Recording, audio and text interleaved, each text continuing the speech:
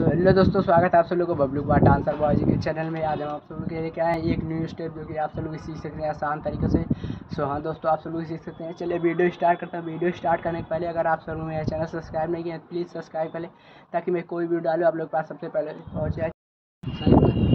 So step है 1 2 3 4।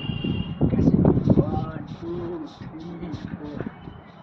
इसके 1 2 3 4 1 2 3 4 and 1 2 3 4। ठीक है, चलिए ध्यान से 1 2 3 4। यहाँ से 1 2 3 4 फिनिश 1 2 3 4। एक बार साथ में 1 2 3 4। ठीक है, एक बार ध्यान से